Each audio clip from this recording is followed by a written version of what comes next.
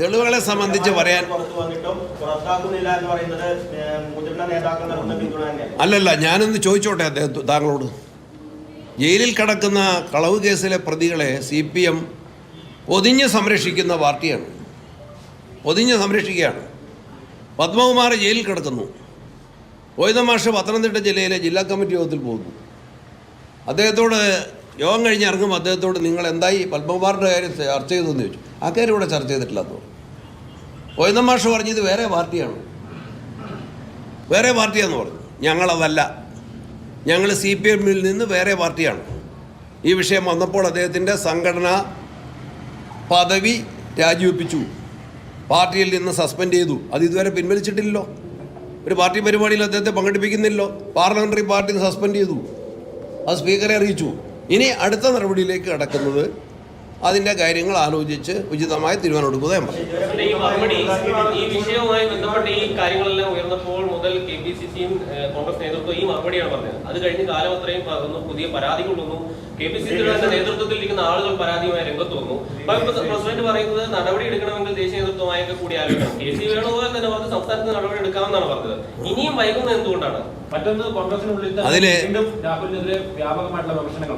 അത് ഒരു കാര്യം KPCC-യുടെ പ്രസിഡന്റ് എന്ന നിലയിൽ എന്നെ സംബന്ധിച്ച് നടപടി എടുക്കുമ്പോൾ അതിൻ്റെ നടപടിക്രമങ്ങൾ പാലിച്ചുകൊണ്ടായിരിക്കും എടുക്കുന്നത്. എല്ലാ നേതാക്കന്മാരുമായി ചർച്ച ചെയ്യും. ഞാനൊരു കാര്യം വ്യക്തമായിട്ട് ഏതോ ഒരു സ്ഥലത്തെ മാധ്യമ സമ്മേളനത്തിൽ തൃശ്ശൂരിലാണെന്ന് തോന്നി ഞാൻ പറഞ്ഞിട്ടുണ്ട്. അദ്ദേഹത്തെ സസ്പെൻഡ് ചെയ്തത് കേരളത്തിലെ കോൺഗ്രസിൻ്റെ മുതിർന്ന 25-ൽ പരം നേതാക്കന്മാരുമായി ഞാനും പ്രതിപക്ഷ നേതാവും ടെലഫോണിലൂടെ ആശയവിനിമയം നടത്തിയിട്ടാണ്. 25 കേരളത്തിലെ കോൺഗ്രസിൻ്റെ മുതിർന്ന മുൻ KPCC പ്രസിഡന്റ്മാർ, വർക്കിംഗ് കമ്മിറ്റി അംഗങ്ങൾ, വർക്കിംഗ് പ്രസിഡന്റ്മാർ, ഇവരുൾപ്പെടെയുള്ള മുതിർന്ന നേതാക്കന്മാർ 25-ൽ കുറയാത്ത ആളുകൾ ഞാൻ എഴുതി വച്ചിട്ടുണ്ട്.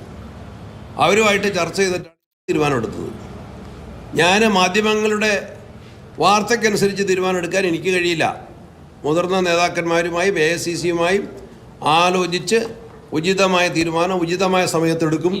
രാഷ്ട്രീയത്തിൽ കമ്പാരിസണുണ്ട്. കമ്പാരിസൺ രാഷ്ട്രീയത്തിൽ അത്ര അനിവാര്യമാണ്.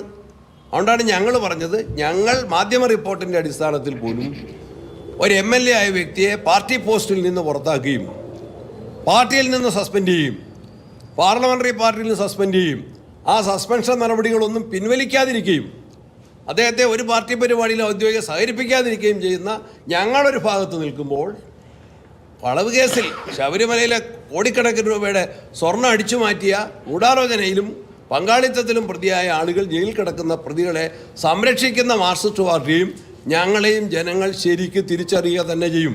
അതാണ് ഞങ്ങളുടെ ആത്മവിശ്വാസം.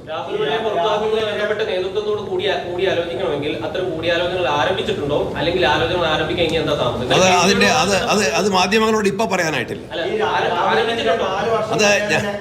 രാഹുലിനെതിരെ 4 വർഷം മുന്നേറിനെതിരെ പരാതികൾ പുറത്തു വന്നിട്ടുണ്ട്. ഈ സിനിമാ നടി റിനി അടക്കം പറഞ്ഞിട്ടുണ്ട് പ്രതിപക്ഷ നേതാവിന് പരാതി കൊടുത്തിട്ടുണ്ട്, മുതിർന്ന നേതാക്കൾക്ക് പരാതി. അതിനൊക്കെ മറുപടി പറഞ്ഞതാണ്. എൻ്റെ മുൻപിൽ ഞാൻ കൃത്യമായിട്ട് പറഞ്ഞു, പോലീസിൻ്റെ മുൻപിലും മുഖ്യമന്ത്രിയുടെ മുമ്പിലും പരാതി വന്നത് ഈ അടുത്ത ദിവസങ്ങളിലാണ്. എൻ്റെ മുമ്പിൽ പരാതി പ്രത്യേക കേസായിട്ട് എൻ്റെ മുമ്പിൽ ആളില്ലാ പരാതി, സ്ഥലമില്ലാ പരാതി എൻ്റെ മുമ്പിൽ വന്നത് നിങ്ങൾക്കറിയാം, മിനിഞ്ഞാന്നാണ്. അപ്പോൾ തന്നെ ഞാനത് DGP-ക്ക് ഫോർവേഡ് ചെയ്തു. ബാക്കി സംഘടനാ കാര്യങ്ങൾ ആലോചിച്ച് ചെയ്യും. അതിന് തിരക്കില്ല കേട്ടോ, അതിന് തിരക്കില്ല. അതിപ്പോൾ വെളിപ്പെടുത്തുന്നില്ല. സംഘടനയുടെ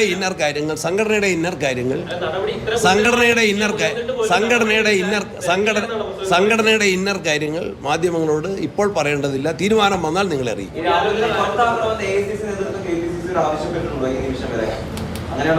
നിങ്ങളോട് ആരാ പറഞ്ഞത്?